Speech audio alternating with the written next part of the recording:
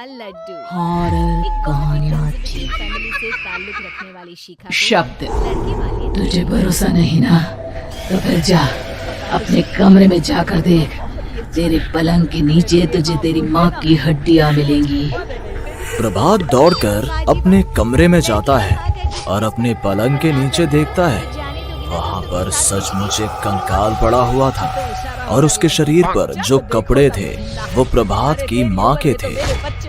क्या बात है, आज तो आप सुबह से ही बहुत बिजी हैं। ऐसा क्या लिख रहे हैं? बस एक फैमिली की कहानी लिख रहा था। जैसे हमारी फैमिली है ना, तुम, माँ और मैं, लेकिन थोड़े अलग तरीके से, क्योंकि ये कहानी हॉरर है और इसमें जो आदमी है ना, मैंने उसकी बीवी को मार दिया है। मतलब कहानी में ऐसा लिखा है। और जानती हो, उसके बाद जो बीवी है ना, वो एक बुरी आत्मा बन जाती है। क्या बेटा, इस तरह की डरावनी कहानियाँ क्यों लिखता है तू?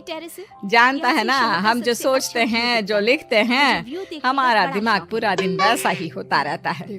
माँ, परेशान होने वाली क्या बात है? राइटर हूँ मैं, मेरा तो काम है कहानियाँ लिखना। और वैसे भी ये सिर्फ एक कहानी है माँ, कोई सच नहीं है। उसके बाद कुछ दिन बीत जाते हैं। एक रात प्रभात को अपने ऑफिस से लौटने में देरी हो जाती है। रात के लगभग 12 बजे हुए थे। प्रभात जैसे ही अपने घर पहुंचता है, उसने देखा कि उसकी पत्नी दुर्गा डाइनिंग टेबल पर उसका इंतजार कर रही है। आ गया? कब से आपका इंतजार कर रही थी। देखिए ना, खाना भी ठंडा हो गया है। नीचे आते हैं। अरे दुर्गा, आज तुमने अपने इतने लंबे लंबे बालों को खोलकर क्यों रखा है? तुम तो हमेशा अपने बाल बांध कर रखती हो। मुझे अभी पसंद नहीं है। वो क्या है ना प्रभा, जब इंसान अपनी जिंदगी से मुक्त हो जाता है ना, तो उसे दूसरे सारे बंधन खोल देने चाहिए। इसलिए मैंने अपने बालों के बंधन भी खोल दिए। उसका कहीं और प्यार ये तुम किस तरह की बातें कर रही हो? तुम ठीक तो हो? तो मैंने मना कर दिया। झूठ बोल रही है मैं तू। बिल्कुल ठीक हूँ मुझे प्रभा। तो लगता है कि तेरा ही कहीं। खाना तौबा तौबा माँ, वो कैसे क्या है ना बात कर दुर्गा, रही हो? मुझे भूख अब नहीं जल्दी से है। मैच ऑफिस की में कुछ पैकिंग खा लिया करो। था। वहीं अब कोई उधर बात नहीं। उसकी माँ। मैं तुम्हारे लिए एप्पल काट देती हूँ। एप्पल खा लो। नहीं दुर्गा, मुझे नहीं खाना है, मेरा मन नहीं है यार। तभी अचानक से दुर्गा अपने हाथ में एक बड़ा सा चाकू लेकर प्रभात पर हमला कर देती है। प्रभात अपने आप को बचाने की कोशिश करता है। जिस घर की बहू बनेगी, मैं तुझे उजाला नहीं छोड़ूंगी। करेगी घर में। तुझे अपने साथ लेकर जाऊंगी अपनी दुनिया में। ये क्या बोल रही हो तुम? तुम्हारा दिमाग खराब हो गया है। आखिर तुम हो कौन? दुर्गा अपनी गर्दन टेढ़ी करते हुए बोलती है, मैं दुर्गा हूँ, तुम्हारी पत्नी। ध्यान से देखो मेरी आँखों में। प्रभात बुरी तरह से डर जाता है और घबराहट में वो चाकू अपनी पत्नी के पेट में मार देता है। उसकी पत्नी की वहीं के वहीं मौत हो जाती है और उसकी चीख की आवाज सुनकर उर्मिला दौड़ते हुए बाहर आती है। ये तूने क्या किया प्रभा? तुमने अपनी पत्नी का खून कर दिया। लेकिन तू तुमसे बहुत प्यार करता था बेटा। तूने बहू को क्यों मार डाला? माँ, ये आपकी बहू नहीं थी, इसके अंदर कोई बुरी आत्मा घुसाई थी। मैं नहीं जानता ये सब कैसे हो गया, लेकिन वो मुझ पर हमला कर रही थी, मुझे मारने की कोशिश कर रही थी। माँ, मैंने कुछ नहीं किया। ये तूने क्या कर दिया बेटा? दुर्गा ने मुझे कहा था कि वो तेरी कहानी को उस कैरेक्टर की तरह एक्टिंग करके तुझे डराने की कोशिश करेगी। अरे वो तो तेरे साथ मजाक कर रही थी। हे भगवान, ये क्या हो गया? इसका मतलब दुर्गा। लेकिन माँ, मैंने जो कहानी लिखी थी उसमें भी ऐसा ही हुआ था। उस औरत ने अपने पति के साथ मजाक किया और गलती से उसके पति ने उसके पेट में चाकू मार दिया। मेरी कहानी सच कैसे हो सकती है? माँ, मुझे बहुत डर लग रहा है। ये सोच, दुर्गा की लाश का क्या करें हम? अगर गलती से भी ये बात बाहर फैल गई ना, तो तुझे पूरी जिंदगी जेल की सलाखों के पीछे रहना पड़ेगा। एक काम करते हैं माँ, हम घर के पीछे वाले बगीचे में उसकी लाश को दबा देते हैं। अगर कोई पूछेगा तो कह देंगे कि उर्मिला अपने मायके गई और फिर एक दिन हम भी अचानक यहाँ से कहीं दूर चले जाएंगे। कोई नहीं आएगा हमें पूछने, कोई नहीं आएगा माँ, बाद में जो होगा हम देख लेंगे। प्रभात अपनी माँ उर्मिला की मदद से दुर्गा की लाश को अपने घर के बगीचे में गाड़ देता है। कुछ दिन तो ऐसे ही बीत जाते हैं, लेकिन एक दिन अचानक रसोई से आ रही कुछ आवाजें सुनकर प्रभात की नींद खुलती है। प्रभात ने देखा कि वहाँ पर एक लंबे बालों वाली औरत दूसरी तरफ चेहरा करके खड़ी हुई थी। कौन है? कौन है वहाँ पर? अरे कौन हो तुम? मैं दुर्गा हूँ प्रभा। क्या हुआ? मुझसे इस तरह के सवाल क्यों कर रहे हो तुम? तुम दुर्गा नहीं हो सकती।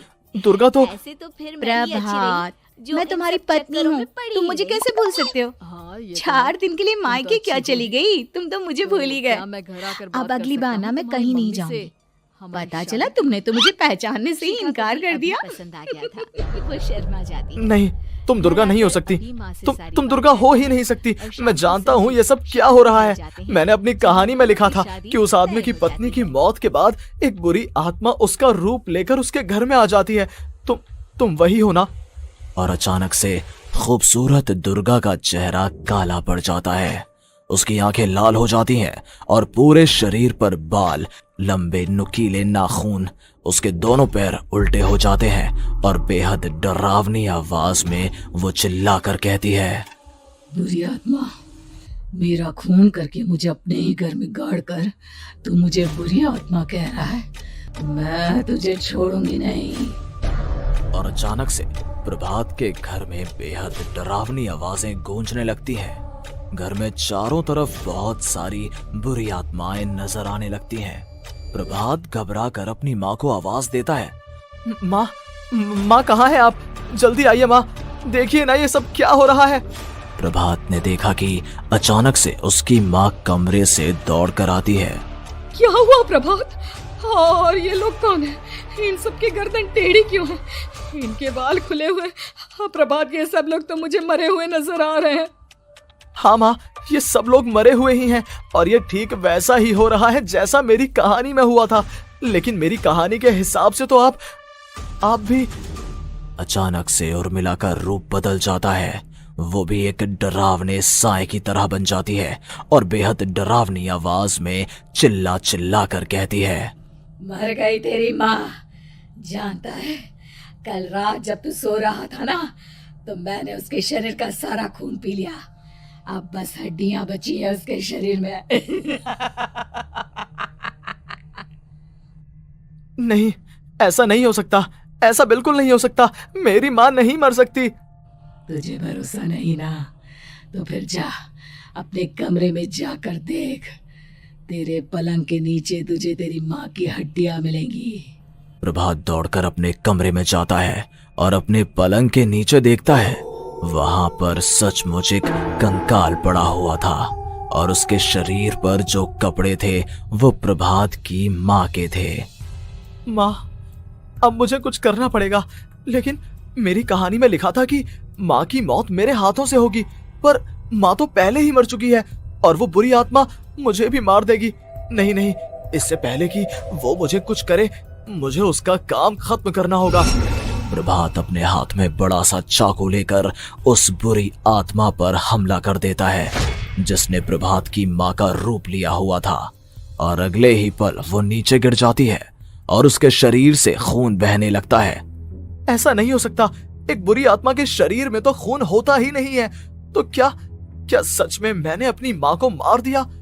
लेकिन अभी कुछ देर पहले तो फिर वो कंकाल किसका है? और ये कौन है? मैं पागल हो जाऊंगा। और अपनी माँ की लाश, इसका मैं क्या करूं? लोग पूछेंगे तो मैं क्या जवाब दूंगा? तभी वहां पर दुर्गा का रूप लेकर जो आत्मा थी उसने प्रभात से कहा, गाड़ दे अपनी माँ को ले जाकर उसी जगह जहाँ तूने मेरा खून करके मुझे गाड़ दिया था। जा, चला जा। घबराया हुआ प्रभात पागलों की तरह अपनी माँ की लाश को लेकर बगीचे में गाड़ देता है। प्रभात की हालत पागलों जैसी हो जाती है। वो अपने आप को अपने घर में बंद कर लेता है। कहानी के हिसाब से तो आगे ये हुआ था कि कहानी लिखने वाले ने उन बुरी आत्माओं से डरकर आत्महत्या कर ली थी। तो क्या मैं भी मर जाऊंगा? क्या मैं भी आत्महत्या कर लूंगा? एक काम करता हूँ, मैं अपनी कहानी का अंत बदल देता हूँ। हाँ, ये मैंने पहले क्यों नहीं सोचा। मैं लिख दूंगा कि कहानी को लिखने वाला आत्महत्या नहीं करता, बल्कि कहीं दूर जाकर नए सिरे से अपनी जिंदगी शुरू करता है। यही सोचकर प्रभात ने अपनी लिखी हुई कहानी को बाहर निकाला और उसे पढ़ना शुरू किया। ये देखकर वो हैरान रह गया कि कहानी का क्लाइमैक्स तो किसी ने पहले ही बदल दिया था। ये क्या?